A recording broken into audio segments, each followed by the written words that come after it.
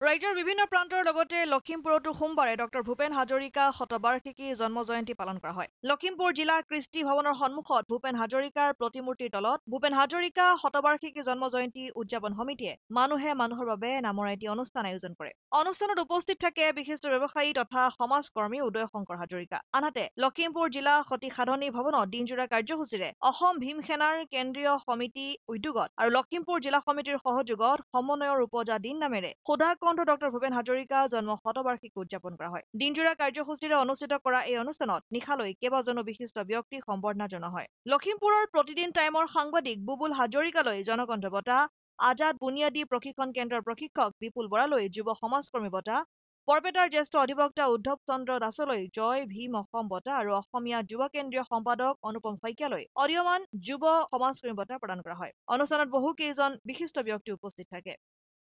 ৰাজ্যৰ লগতে আমি সমান্তৰালভাৱে আমি লখিমপুৰ জিলাৰ কমলাবাৰী পথৰ জাপিখজিয়া স্থিত চুতীয়া জাতি সন্মিলনৰ সাধনী ভৱনত আমি অসম ভীম সেনা কেন্দ্ৰীয় সমিতিৰ উদ্যোগত অসম ভীম সেনা লখিমপুৰ জিলাৰ সহযোগত এই অনুষ্ঠান ভাগতে আমি বিশ্ববৰেণ্য যাযাবৰ শিল্পীগৰাকী সুধাকণ্ঠ ডক্টৰ ভূপেন হাজৰিকাৰ উপজা দিনত আমি সমন্বয়ৰ উপজা দিন জন্ম শতবৰ্ষ পালন কৰি ইয়াতে আমি এটা অনুষ্ঠান আচলতে আয়োজন কৰিছোঁ।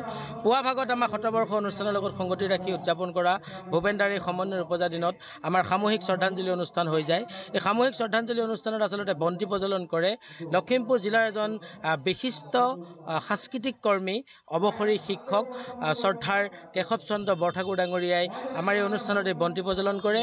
অসম ভীম সেনাৰ কাৰ্যকৰী সভাপতি সন্মানীয় সত্যপদ নাৰায়ণ দাসে আমাৰ ভূপেন হাজৰিকাৰ প্ৰতিচ্ছবিত মাল্যাৰ্পণ কৰে আৰু তাৰ পাছতে আমাৰ অসম ভীম সেনাৰ মজিয়াত জিলা সমিতিসকলক লৈ আগন্তুক সময়ত অসমৰ অনুসূচিত জাতি জনজাতি আৰু অন্যান্য পিছপৰা শ্ৰেণীসকলৰ সামগ্ৰিক উন্নয়নৰ ক্ষেত্ৰত অসম ভীম সেনাই কেনেধৰণে কাৰ্যকলাপ কৰি যাব ইয়াৰ ওপৰত বিস্তৃত আলোচনা কৰি আমাৰ এখন কাৰ্যনিৰ্বাহক সভা অনুষ্ঠিত কৰা হয় আৰু এই কাৰ্যনিৰ্বাহকখনতে আমাৰ লখিমপুৰ জিলাৰ বিভিন্ন প্ৰান্তৰৰ ছাত্ৰ ছাত্ৰীসকলকে ধৰি বিভিন্ন যুৱতী আহি আমাৰ এই কাৰ্যনিৰ্বাহক সভাখনত অংশগ্ৰহণ কৰেহি আৰু এই সভাখন শেষ হোৱাৰ পাছতেই আমাৰ উদীয়মান ছাত্ৰ ছাত্ৰীসকলৰ মাজত অনুষ্ঠিত হয় আন্তঃজিলা ভূপেন্দ্ৰ সংগীত প্ৰতিযোগিতা।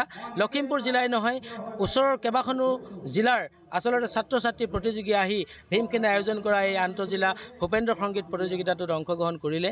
ভূপেন হাজৰিকাৰ প্ৰতিযোগিতাৰ পাছতেই আমি লখিমপুৰৰ আমন্ত্ৰিত 4জন বিশিষ্ট ব্যক্তিক আচলতে আমি আজি ইয়াতে বঁটা প্ৰদান কৰিছোঁ।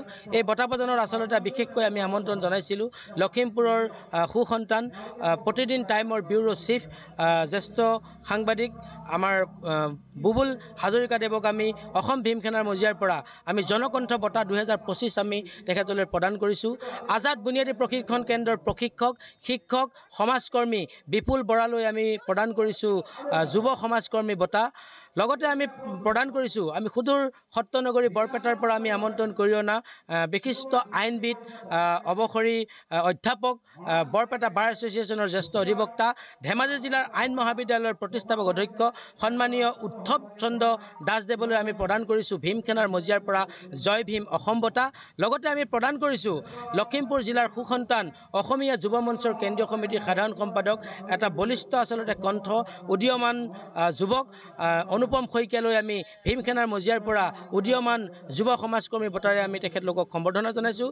লগতে আজি আমাৰ অনুষ্ঠানটোত লখিমপুৰ জিলাৰ বিভিন্ন প্ৰান্তৰ আচলতে গণ্যমান্য শিল্পীসকলেও আহি আমাৰ ভূপেন হাজৰিকাৰ এই কেন্দ্ৰীয় শ্ৰদ্ধাঞ্জলি অনুষ্ঠানত অংশগ্ৰহণ কৰিছে।